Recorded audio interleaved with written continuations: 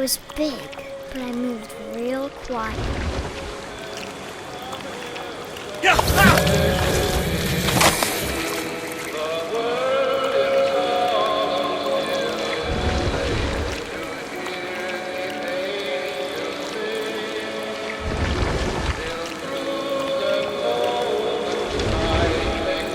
I wanted to stop, but also I didn't.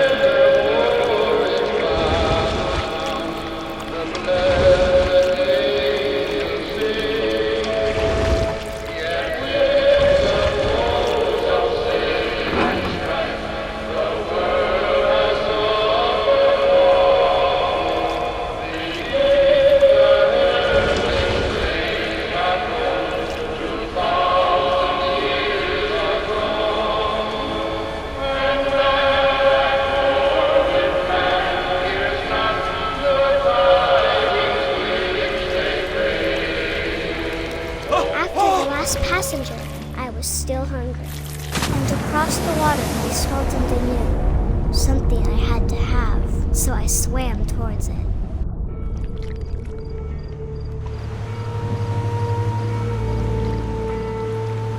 I slithered onto the sand, and the good smell went into an old pipe.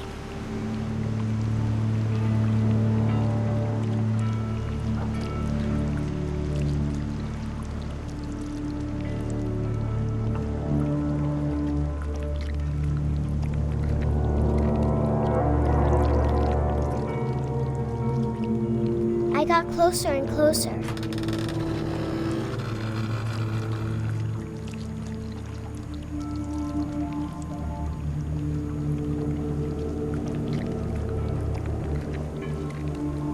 All of my stomach started growling. And suddenly, I was me again. I held my breath for a long time, but I couldn't hear anything. I think it's waiting for me to fall asleep.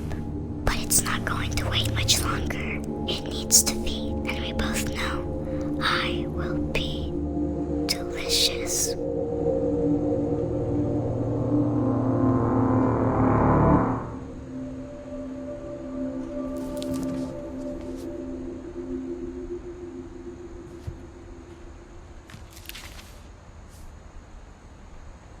I'm not sure if I believed all of that, but I'm sure Edie would have.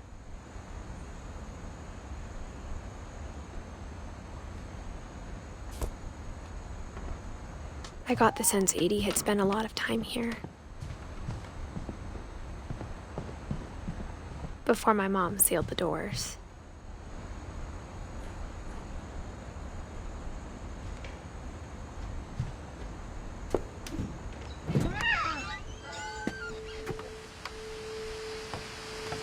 This will be obvious later, but my mom never told me any of these stories. Edie would have, but Mom didn't like bringing up the past.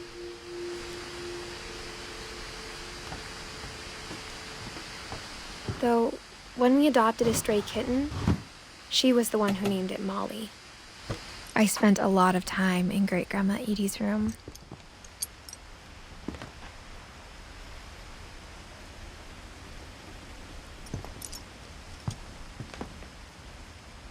Louis died a week before we left, but Edie had already started to memorialize him.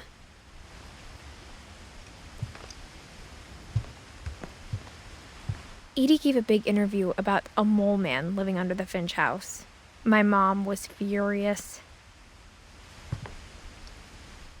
I hadn't thought of myself as Edith Jr. for a long, long time. One summer, they evacuated the island, but Edie refused to go. For a few weeks, she was a celebrity.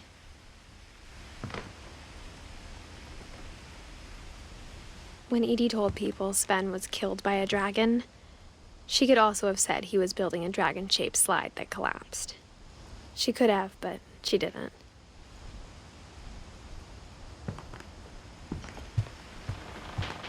Her room was like a museum.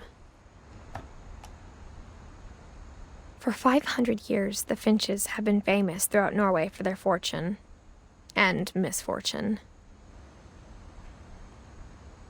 Odin Finch buries the latest victims of the family curse, his wife Ingeborg and their newborn son, Johan. On January 7th, 1937, he set sail with his family and his house, hoping to leave the curse behind. But 40-foot waves off the coast of Washington send the house and Odin to the bottom of the sea. Odin's daughter Edie, with husband Sven and baby Molly, step ashore on their new home, Orcas Island. Odin Finch is the first to be buried in the new family cemetery. His daughter Edie is already dreaming of a new Finch house.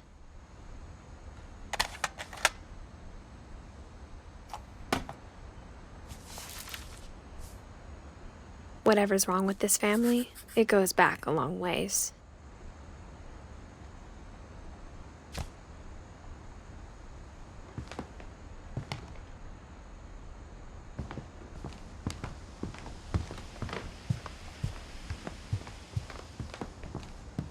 Even in her 90s, sometimes Edie seemed a lot younger than my mother.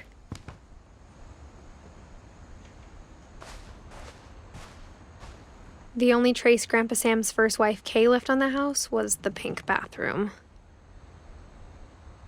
It was a pretty big trace.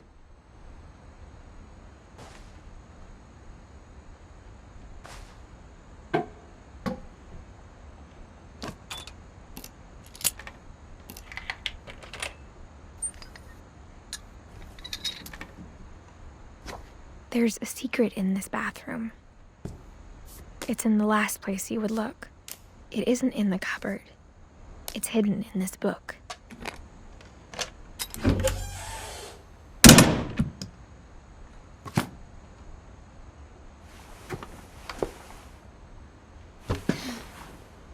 Sven gave Sam an old camera he'd refurbished.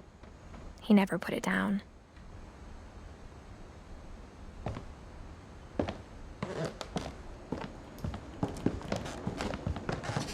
From the paintings on the wall, it was clear my brother Milton had been here before me.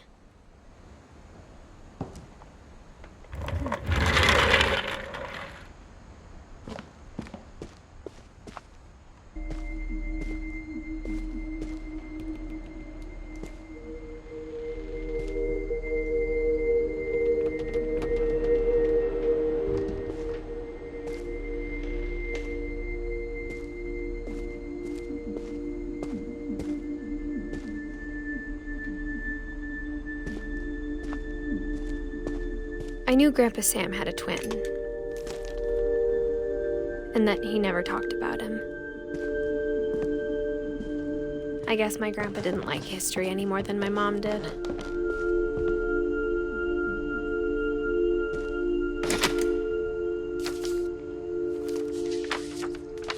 How I Want to Remember My Brother by Sam Finch. The thing I remember is that when he made up his mind, that was it.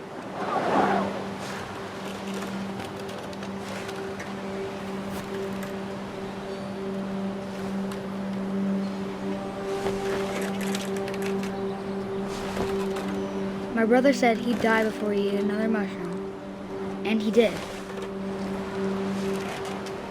At Barbara's funeral, we swore we'd never be afraid again, and he wasn't. I think Calvin always wanted to fly. Sam! Calvin! Dinner's ready! Coming! But that day, he finally made up his mind to do it. I told him going around was impossible. Maybe if I hadn't said that.